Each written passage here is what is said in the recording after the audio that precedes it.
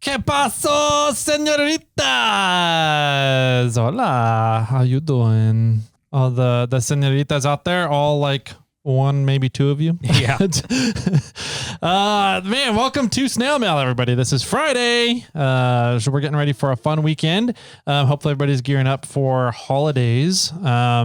A lot of Black Friday planning going on at the moment, as I can see by website traffic. Yeah, absolutely. But hopefully everybody's having a good time. You guys are, we're kind of into the end of the year, which is like fun, should be relaxing. But for a lot of people, I know it gets very stressful because of family. And I know you put on a whole circus to get to all the families. For Christmas, yes. Not Thanksgiving is we show up at one house. Gotcha. And everybody shows up there. And we do a Thanksmas. Okay. So that's right. Kind of the opposite view. Yeah. Where your family shows up like New Year's, Christmas time, right? Yeah. And you guys all have a thanks or a news miss? A Chris years? Chris year? I don't know.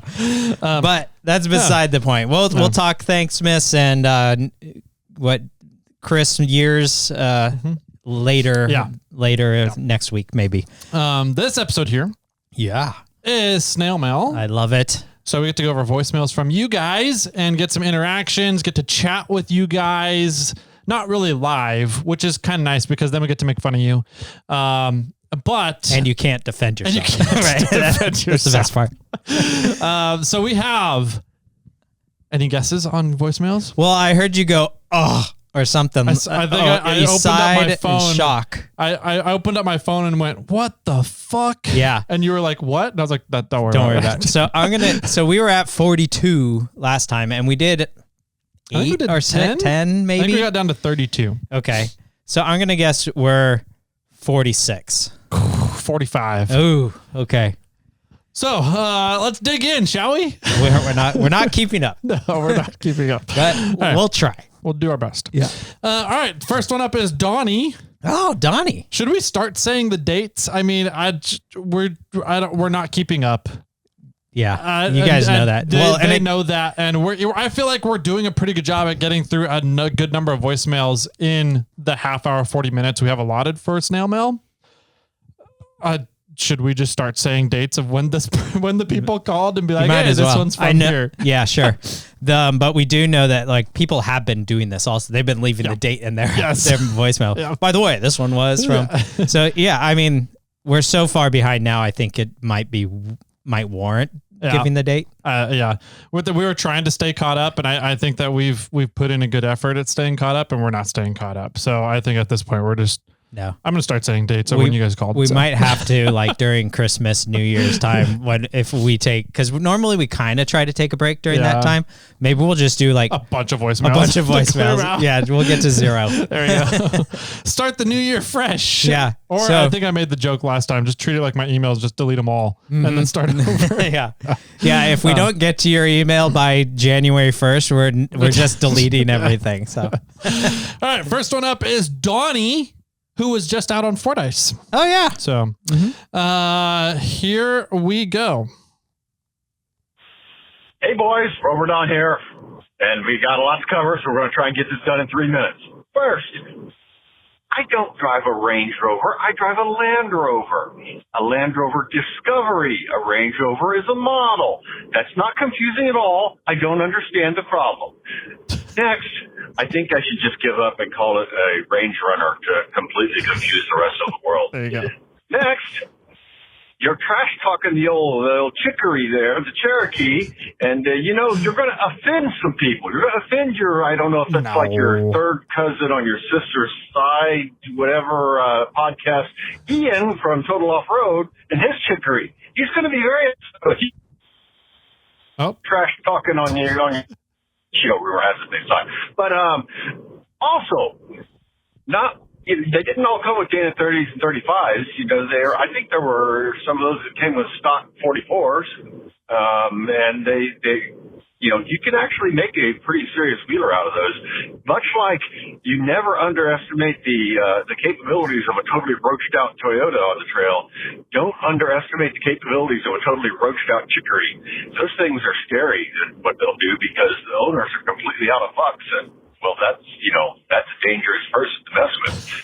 That's about it. We're under 3 minutes. So keep crawling and do all that other stuff. Later. First off, I would like to say that Chicories are such bad vehicles that even cellular companies don't like them. Cell phone companies and was cutting out while he was driving trying and to talking. talk about Chicory. So second, that's what happens when you are in a trash can, a big metal trash can dumpster, trying to make a phone call. Yes. That's funny. No, I 100% agree. I think that Cherokees are, you can do a lot with a Cherokee. However, I think you can do a lot with any vehicle out there, just depending on how many fucks you have to give driving that vehicle. So I would argue that the capabilities of a Chicory are not really that great. I think it's more of the balls and capabilities of Chicory owners. I mean, we have a fantastic example of how it's not necessarily the vehicle. It's how much fucks the driver is given. By this RangeRunner driver, Don, and how he's flopped it who knows how many times. At least twice per trip? Yeah, something. It's like every time I talk to the guy. Actually, the question will be, because we do know this last weekend he was out on Fordyce. Yeah. How many times did you flop, Rover Don? That's a good question. How many times? Yeah, that's a good question. So, and also I have never heard of a Cherokee, an XJ Cherokee, a regular Cherokee, ever coming with a Dana 44. I don't know. I would be curious if Axel Morgan? No, it always is. Isn't it Jeff from Morgan, which is Gotcha. Is that the AI combines Oregon and from Morgan? I think that's what. So I think it's Jeff from Oregon. Is Axel guy? I believe it's Jeff. Yeah. Okay. Jeff, clarify for us. Yes. Mr. I'm curious if an XJ, a regular Cherokee, ever came with a Dana 44. I'm not even sure any of the Grand Cherokees, except for maybe the later model ones. Like I'm thinking a ZJ or WJ, if one of those ever came with a Dana 44. You know who else would know? It's be Scott. Scott. Which Scott? From Porta Pros. Oh, you think he would know? I bet he would. He's got Ford axles under his Cherokee. I don't know. Clarify what somebody out there knows this answer. We need the answer. And we need to ever come with a 44. And we need to run through voicemails. All right. So somebody will let us know. We're not going to Google it right now. Nope. Let's see. We got We Bob? do need our assistant though, or our new producer. Yeah. That would be so nice to have if we can figure out how to do that. That'd be right. I need to reach out to them and be like, how did you guys do this? Because I can't find any software to do this right the way you did it. So how'd you do it? Anyways, next up is Bob. Here we go. Your father-in-law? Maybe. Hey, it's F.U. Bob. F.U. Bob. Tyler, we just had you on the Jeep Talk Show to talk about the Morphlate. Got it. But what I'm calling in for is you guys are beating the trail ratings to death. Not that I mind at all, but you need to get Todd from Trails Off-Road on to the show for an interview, and you guys all need to check out that app, Trails Off-Road, the website. Great for trip planning. They're always adding things, but you can put in the type of vehicles you drive. You vote on whether you agree with the trail rating, easier, harder, the same. It's great. Gives all kinds of waypoints. You guys just need to go check it out. It's doing so much of the stuff that everyone's calling in and saying they want. It's a great app. All right. Talk to you guys later. Thanks, Effie Bob. Yeah. I think that that's the second recommendation we've had for Trails Off-Road, and explaining that how the trail ratings are dynamic and they get updated every single time somebody leaves feedback on that trail. Yeah, I think that's fantastic. And maybe I don't know much about Trails Off-Road. I don't either. I've talked to them a few times. I originally, when I first started SnailTrail4x4, I reached out to them when they were in their infancy too. and I said, I want to do trail reviews for you guys. And they're like, okay, here's everything that we want. And I was kind of like, well, I want to do trail reviews. I'll do my trail reviews, and then you can use my videos on your reviews on your platform. And they're like, no, we want our own, which I understand, but I was like, well, I'm not going to create 2 videos, you know? And so, but I have had discussions with them in the past. So maybe I'll reach out to them and, we can circle that wagon, because they do seem like a very knowledgeable like blog and website and trail review place, especially in the off-road community. Even though we work with and are partnered with Onyx Off-Road, it wouldn't hurt to show another side of a coin for other people out there. Yeah, I think that for dynamic trail ratings, I mean, Onyx has a basic trail rating system. Yeah. I think for a more comprehensive dynamic trail rating system, I'd be interested in learning more about how Trails Off-Road does it. So yeah, for sure. All right. F you, Bob. Thank you very much. Yep. Next up, hey, Rover Don again. Jeff Morgan. Oh, perfect. Jeff from Oregon. Oh, and we just got a new voicemail from Alex at Botches Off-Road. Just right now? Just came in. Yeah. Okay. And I had to go back on the screen. Anyways. All right. Jeff Morgan calling. Yep. Here we go. Or Jeff from, I don't know what it is. I think it's Jeff from Oregon. Hey, it's Jeff from Oregon. Calling on my rebuttal. My first time my message got read on the podcast or listened to. Yeah, the Toy inch still sucks. The 8-inch is not a good axle. Just because it's lightweight, high clearance does not make it a good axle. Just like the Jeep Dana 27 front end isn't a good axle. It's weak as shit. And then also the Nissan H233B is available in the United States. It's in Pathfinders and Frontiers, and it is not available in a front axle, but you can make one out of it, just like this next axle. So the next axle is a Toyota 9.5 inch. You can have load bolt installed, and it's a 30 spline diff, but you can go to 35 spline by either using a 10-bolt Chevy spool machine down or putting 35 spline side gears in it as like a Dana 60 into the ARB. Diamond make axles for them.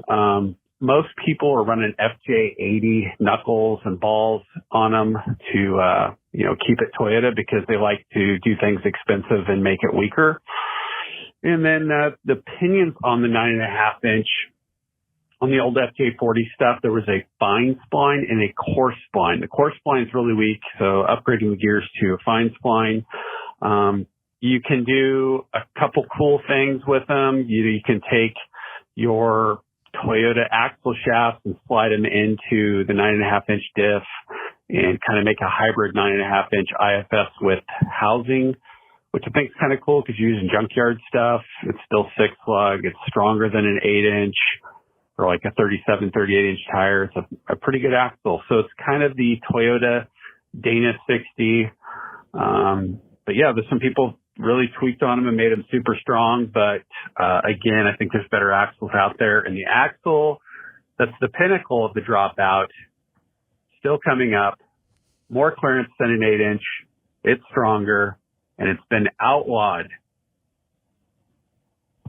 Have a good one. Land Rover suck. So do Range Rovers. Okay, I'm caught on the pinnacle has not been mentioned yet. Still, I think that's great. Yeah, I know, it's awesome. I'm looking forward to. I love these, Jeff Morgan. Yeah, this is awesome. I love this series. I love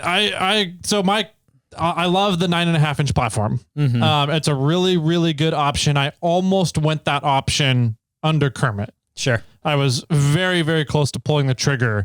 And then I think it was a voicemail episode when somebody was just like, you want to do a 10.5, then just do it. And I was like, you know what? You're right. Fine. Fuck it. Yeah. So yeah, I agree. I think if you're looking at a dropout Toyota setup, it's hard to beat that 9.5 inch option. I agree. There are a lot of things you can do with it. I hadn't thought about putting an ARB locker in and running 35 spline. Yeah, that's an interesting twist. And swapping in the side gears for a 35 spline. Once you do that, I mean, you can convert to 1550 Super Duty outers on them just fine. So if you're looking at, not necessarily running a 10.5 inch and you want to run a 9.5, because there's a little bit more aftermarket support on the 9.5 platform than the 10.5. That's a great way to go and still end up with Super Duty outers. That's really cool. So, there's so much, like so many little things, little nuances on every aspect of like a build that it, like, you really do get some sort of overwhelmed sensation of like, I don't exactly know what I need to do, or I don't exactly know like every route I want. Yeah. But what it kind of comes down to that I can see is like, just think about what you want and then make it, because it seems like it's out there. It seems like there's, the possibilities to do what you want are out there. And chances are people have already figured out how to do it. Yeah. I still haven't found anybody that's built axles the way I did. That's because nobody's stupid. That's true. Nobody's asinine and wants to spend that much time putting it all together and coming up with weird ways to do it. But it's the possibilities are out there, man. There's a lot of different cool things you can do with axles. So totally. Yeah. My question for you, Jeff, and maybe this will be a future, it will, if you answer the question, it will be a future voicemail. 9.5 versus 9-inch. Which one would you do? I would personally go 9-inch. Yeah. I don't know about Jeff. I would personally go 9-inch, because once you're in 9-inch, you're looking at aftermarket stuff. Sure. I think 9.5. And once you're in 9-inch aftermarket, you can do anything you want very easily. Sure. I understand. You pay a little bit more money. I think the 9.5-inch route is still a decent route, but you don't get the option for high pinions. Okay. And that's a little bit more limited, but you can do some fun things with junkyard stuff. Yeah. Absolutely. I mean, I guess technically you could do some fun stuff with junkyard things with the 9-inch platform. It's just, it's a 9-inch stock from factory stuff is all very old stuff. So those vehicles are getting harder to find at junkyards. Sure. Agreed. Whereas I think the 9.5-inch Toyota platform, you can still find Land Cruiser, FJ80, mainly all the FJ80 platforms. You can still find those at junkyards. Fairly common. Yes, I agree as well. So yeah. I'm curious what Jeff would do. It sounds like he likes the junkyard aspect of it. Yeah, and it also sounds like he doesn't like Toyota. Yeah. So fair. I think I know which answer he's gonna say. Yeah. But so far everything he's kind of, whenever he talks about Toyota, he says they're junk, or they're overpriced, or they're not very great. So I believe I know the direction he was going, but I'm curious on your answer. Yeah. Here's another question I have for Jeff based on this one. 9.5-inch in the front. Okay. Or 8-inch high pinion. Sure. In the front. That's been a good discussion that we've had in the past. Yep. So from builders I've talked to, they've all said 8-inch high pinion. You're right, which sounds totally backwards. Yeah. But the main difference here is you're pushing on the correct side of the gears or the wrong side of the gears. Yep. And how much stronger are they really? Exactly. In which direction do you do? Yeah. Yep. Yeah. Cool. All right. Moving on. Number 4 here. Yep. We have Richard from Atlanta. Cool. Richard. Here we go. Jimmy, Tyler. Hey, what's up? It's Richard down here in Atlanta again. Hi, Richard. I hope I'm not going to leave multiple items here to talk about, but one of the things I was wanting to ask you all about, and this is just a general topic, you might have covered it before, was what all do you do to get ready? What's your checklist look like for a wheeling trip, even if it's a daily wheeling trip, like you're going to be going somewhere, spending the night, say not in the woods, and then you're actually going wheeling all the next day. Again, I don't know West Coast wheeling like y'all do because I haven't been that far out that way yet, but one of the funny stories I can share is that literally years ago, our very, very first wheeling trip, we went off into National Forest area. Damn, I forgot to set my timer. let me get on with this. We went out into the national forest. There was a place, a Forest Service Road camping area that had it's a non-OHV place, but it had some, I'll just say it needed to be kind of graded and whatever. And so the vehicles that kind of went up, it was one way in, one way out. It took, I don't know, maybe an hour and a half to get all the way in. But it had some, tough spots to get through and stuff. Of course, now looking back on it, it wasn't anything, but that was literally our first wheeling place that we went. And on that trip, the wife and I were back in there with the Jeep and everything. We've got, just like, basic stuff, like maybe a couple bottles of water, a small little toolkit, nothing big. Anyway, we make it all the way to the back. We turn around and we're like, why are we not passing people? Like, there should be traffic out here. It's a nice day, nice afternoon, fall afternoon or whatever. We start heading back and we probably get 3/4 of the way back to the way we came in. And there's a huge oak tree that had fallen across the trail. There's no way to go around it. Ravine on one side, a mountainous, hill on the other. You couldn't winch around it. The tree was so damn big, you wouldn't even been able to winch it anyway. So we're like, fuck, what are we going to have to do, right?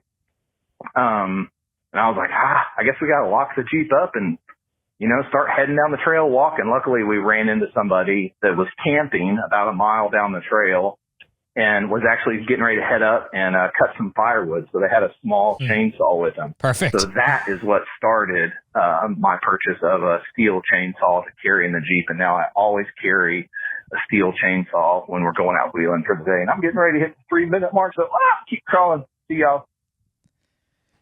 He called back. Do you want to listen to the next one as well or address this one first? Let's listen to the next one. Okay. I'm assuming it's going to be on the same topic. Yeah, it was right back. He called right back. So, okay, here we go. Hey guys, it's Richard from Atlanta again. This is going to be, that was part 1 of 2. This is 2 of 2. You're just going to have to, Tyler, you're going to have to get over it, man. I can't live by your corporate rules on Snail Trail Podcast. Reporting you to HR. Episodes, which are the favorite episodes. I guarantee if you ever had to take a poll, probably 8 out of 10 listeners. I know y'all have more listeners than that. Anyway, continuing on about my talk about what we take.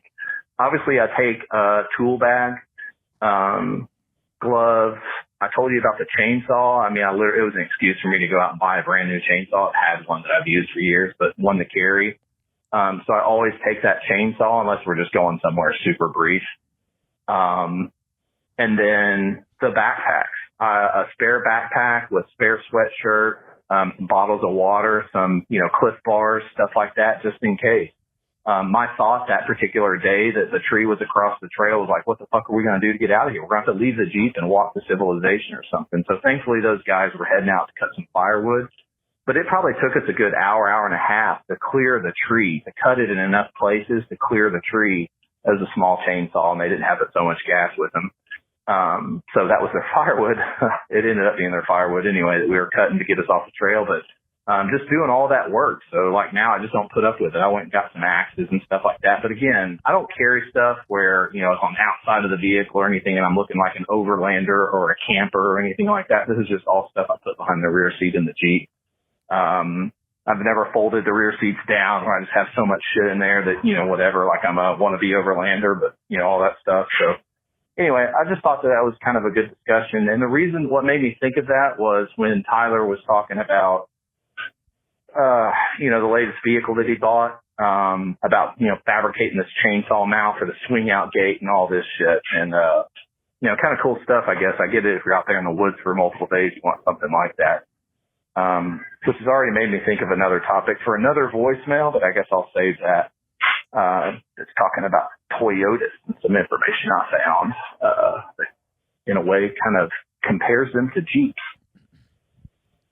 Y'all keep crawling. Appreciate all the voicemail episodes. I'm a fan, so keep up the work. See y'all. Yeah, man. I mean, we just did a big series. He called on October 30th. Okay. And I think we had launched the first part of trip planning by then. Yeah.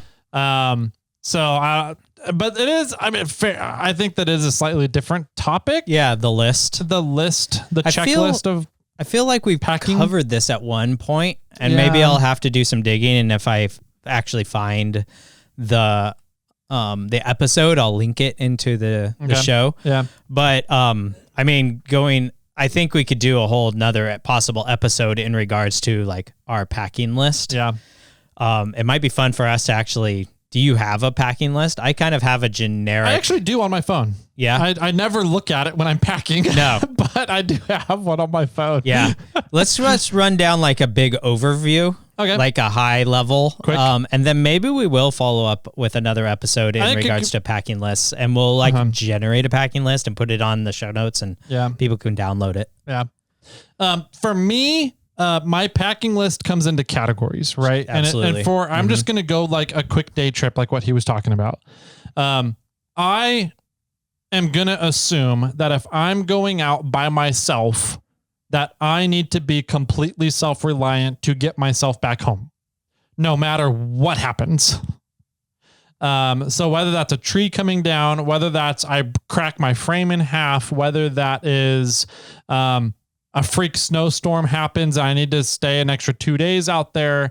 I'm pretty much planning on the worst case scenario and hoping for the best, right? Plan for the worst, hope for the best.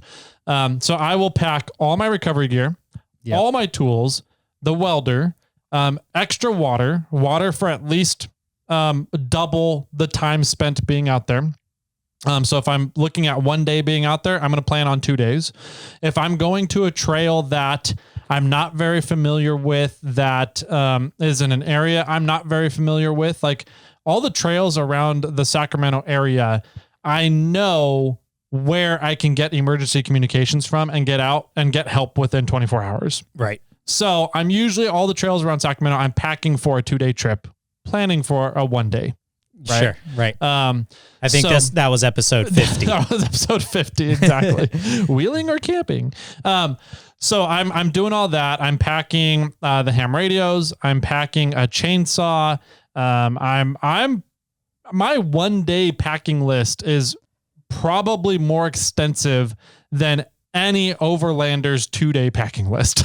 Well, and what you're pretty much saying is your 1 day packing list is almost no different than a multi-day packing list, with the exception of waters and food. Yep. Like you're only packing 1 day of food instead of, or 2 days of food instead of 5 days of food. Yeah, pretty much. Right. But I'm not bringing a tent with me on a 1 day trip, right? I'm not bringing that. Mm-hmm. So there's some camping gear you're not bringing. Yeah. But your wheeling gear, you're always all bringing. the same. Yeah, and that's kind of the same for me, right? Like I have my recovery gear and I have it in a bag, and I'm just like, I'm going wheeling. I'm throwing the recovery bag into the back of the truck. Yep. My fluids, my spare parts live in the back of my truck. Yeah. Like they don't come out of the back of Bobcat. They just live there. Yep. My tools kind of every once in a while get moved from truck to truck, but almost always live in Bobcat. Yep. So, so fluids, spare parts, and tools pretty much live in Bobcat. Don't come out, so those are always there. So besides that, I'm pulling out my Morphlate stuff because I don't want to leave that out in the weather. Yep. I pull out my recovery gear because I changed that out. And then it's whether I'm packing a little bit of camping gear, some food and water, and that's kind of my gist. If like I'm going out on a day trip, I don't pack nearly as much recovery gear as Tyler, or as like self recovery gear as Tyler does. Yeah. I'm kind of the point where if I get into a serious bind, I'm either trying to MacGyver myself out of there or I'm calling for help. Yeah. That's how I view it. Like when you back Clifford up into a ditch. Yes. Where I was trying to MacGyver myself out of there. Yeah. I was like, I have this solved. I just don't I don't want to die. Yeah. Yeah. When I was using a come along off of a telephone pole and and a Pro Eagle to lift up the a Pro Eagle to lift the truck up and all this. Yeah.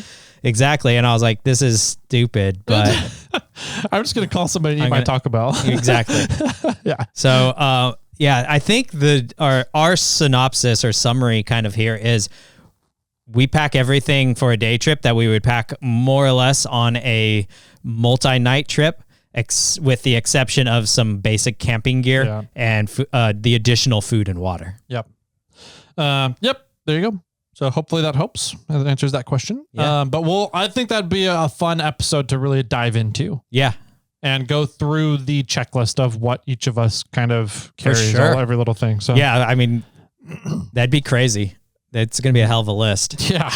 If we're diving down into like individual items. Yeah, for sure. I mean, and I think to some extent we could do that with some of the recovery gear and stuff, but like spare parts, I'm not going to count nuts and bolts. Yeah. I'll just kind of be like, I got a bunch of parts to rebuild a hub, or I got a bunch of, stuff to, I carry a third member. Like if I'm going wheeling on the Rubicon for a day, I'm usually driving up Bobcat, but if I'm going on a multi-day trip, I'm taking Clifford.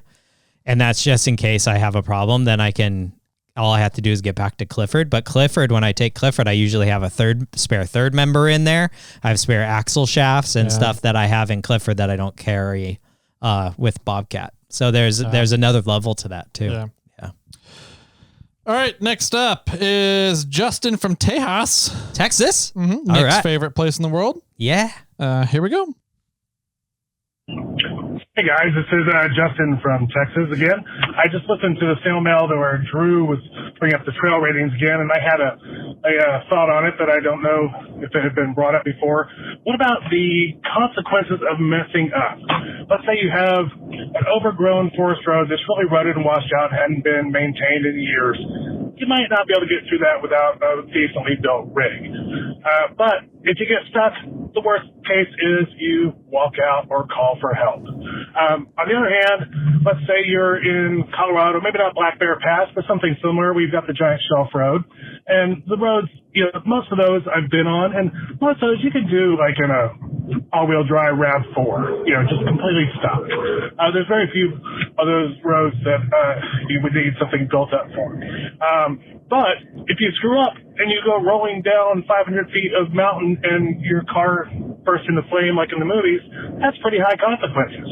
So you could get by with an easier rig, with a less built rig, but if you are an inexperienced driver, you have a much higher potential to die, as opposed to the overgrown forest road that, is all rutted out and washed out, and you might need to engage your lockers on your 5th gen to get through it. Anyway, just my thought. Have a good day. Bye. For sure. Yeah. I don't know how you're still going on that. I'm not sure. I just want to relate everything back to the trail. Yeah. Right. So if you drive off the trail, then there is a big consequence for sure. Mm-hmm. But is the trail difficult? Like, that's how that's how I think all this chat of all this trail ratings things that we're doing brings me back to like the trail. Yeah. Like, is the trail difficult? So not in whitewater rafting, rapids are rated based on consequences if you mess it up. Sure. That does go into the calculation. Is it an obstacle? Okay. So then, yeah. I mean, and it's not like, so let's just say Little Sluice. Okay. Right? Mm-hmm. I mean, wheeling Little Sluice, you're probably not going to die. No. But you could break your rig, your vehicle. Uh-huh. And so there's the consequence of that, about how difficult is Little Sluice. Okay. Well, are you saying that shouldn't be taken into account then? No, I am. But that is an obstacle on the trail. Okay. It's not like falling off the side of the Big Sluice, side of the hill. Like by what is it? Sawtooth. Okay. Which is an obstacle just after Big Sluice, right? Sawtooth has a weird off camber where you kind of drop down towards the side of a steep decline, not as steep as probably Big Bear Pass, which I've never been to, but or Black Bear Pass, excuse me. But I wouldn't say Sawtooth is a difficult obstacle, but is there a concern of threat if you roll off? Yeah, but is the obstacle difficult? Yeah. So let's take Moab Rim or Cliffhanger. Okay, great. Yeah, or what's the one where you go through all the rivers? Cane Creek. Cane Creek. Yeah. Let's take Cane Creek. Okay, let's take Cane Creek. Yeah. Hamburger Hill. Yes. Right. So Cane Creek is overall fairly easy trail. Yeah. It's a really nice scenic jaunt through a creek bed, which is a really cool trail in Moab. The very last obstacle on the trail is a doozy, though. It's Hamburger Hill. Does Hamburger Hill get a harder rating because if you mess it up, there's a 1,000-foot drop? See, yeah, I don't know. I mean, the 1,000-foot drop is not a part of the obstacle. No. And it's for me, like I've always made it up the ramp. Yeah. Right. And so I've never done the bypass. The bypass that I've done. Yeah. Which it's a bypass. It's not a difficult bypass, but there is if you go too far to the edge, then you could roll down that cliff. Yeah. Now, what about after Hamburger Hill? You're driving on the side of this cliff. Yeah. Is that rated? Yeah, I would imagine not. I mean, I don't think there's really anything on there that would cause you to get messed up and go off trail. Unless you're not paying attention. That's fair. Right. Yeah. So that's I don't know. Like I'm thinking of Moab Rim where there's a couple of big obstacles on Moab Rim. The Z turn is a fairly big obstacle. And like and then there's a couple other little spots that aren't really obstacles at all. They're just little fuck you ledges that have you drop on the downhill side first. Sure. And so like going through there isn't really difficult by any means, but if you mess it up or if you have a very top heavy vehicle, there's very dire consequences. And we have seen multiple deaths on Moab Rim. Sure. Because of that. Is that so? Maybe is that part of the trail? I mean, is that's a good question. I don't know. So okay, let me back up a little bit. Okay. I think now you're making me second guess. It's an interesting question. I'm going with pucker factor here, right? Okay. Yeah. If the pucker factor, there is a pucker factor, then maybe the obstacle rating will be higher. Okay. Like if you're concerned about it, if the obstacle can cause you to go off trail and die. Yeah, then my pucker factor is higher. Fair. Okay. Yeah. And then, so maybe it would be a little bit higher. Okay. But I think something along like Black Bear, which I have never done. So I'm relating it to like Cane Creek after Hamburger Hill, where you're just driving on the side of this few 100-foot. That's kind of how I view Black Bear, sort of like an extreme, going down to Cleghorn Bar. Sure. Right. So you're just on the side of a really steep canyon with some really tight switchbacks. Yeah. The benefit, steep, tight switchbacks. The benefit of Cleghorn Bar, though, is there's trees right there. Exactly. So you wouldn't roll all the way down the mountain where I think you're so high at Black Bear that there's no trees down. Yeah. But yeah, I can. So, but my pucker factor would be higher on Black Bear in that situation. And I mean, even on Cleghorn, like Cleghorn's not a bad drive. But it's not a road. Yeah. I mean, I'm not just driving down a gravel fire road. Yeah. I am having to pay attention. Yeah. So I would, and you drop, I don't know, a few 100 feet in elevation in like a quarter mile, half mile. It's about 1,000-foot elevation drop from the start where the parking area down to the campsite. Yeah. But the significant drop from the forest sign. True. Yeah. I mean, that's a few 100 feet of elevation drop in like a quarter mile. Yeah. And it's just switchback after switchback after switchback. And you are extremely paying attention on every corner. So, I mean, like the drive into Cleghorn from the road to the sign, I would say a 2 or 3. Yeah. Right? Maybe a 2 because a Civic could do it. Yeah. But from the sign down, I'd put it at like a 3 or 4. I would put it up at like a 4 or 5. Yeah. It's not difficult. There is that one little tree root area where you really do need 4-wheel drive. Sure. The main thing about that trail, in my opinion, is you just need a low range. Yes. To control the descent because you're just descending rapidly. Sure. And you're either going to burn out your brakes, which my uncle did, but at the very bottom of the trail, his brakes went out on him. He was like, "Oh, that was good timing." Sure. Or you just need to have low gearing. Yes. To preserve the vehicle going up and down that trail. And then a long wheelbase is going to have troubles with those switchbacks, as we saw. That one time we were coming up out of there and we had to lend winching equipment to people because they got off trail a little bit because they'd had too long of a wheelbase to make the turns. Yep.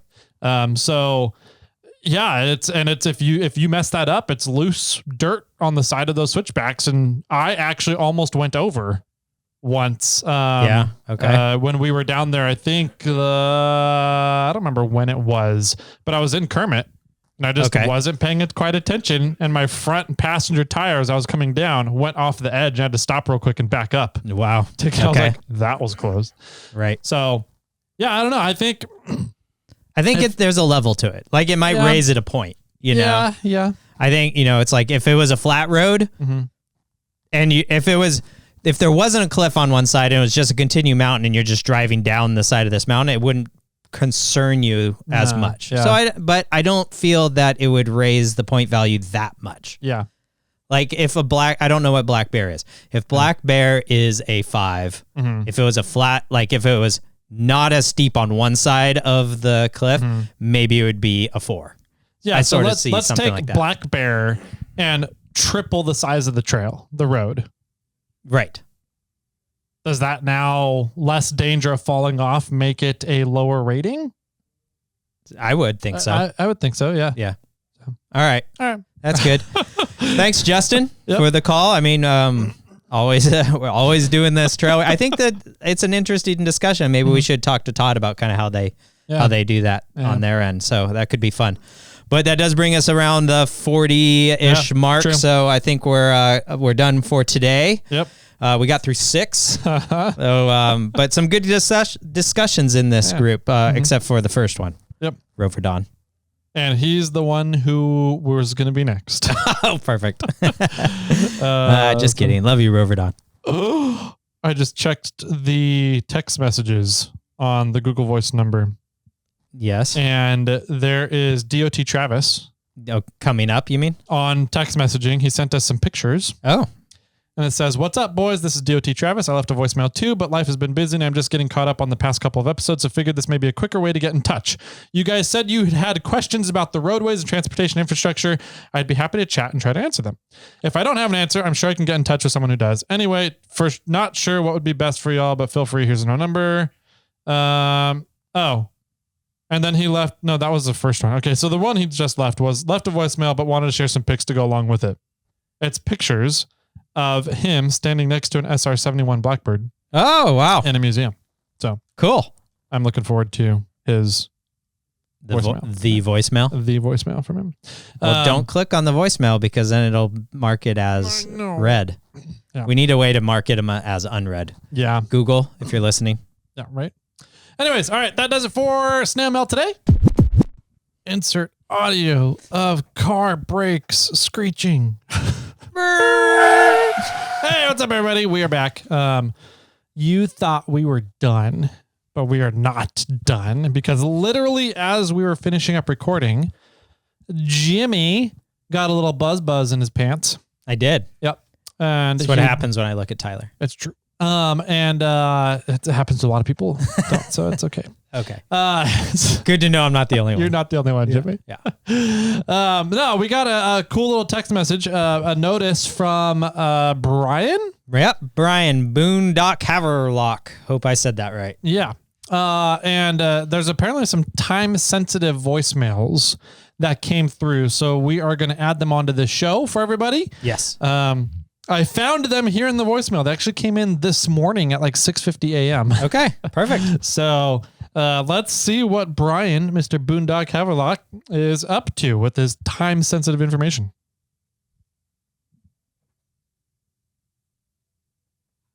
Probably help if I reconnect to the board, huh? That might help. Yeah. All right, I was like, I turned the volume up.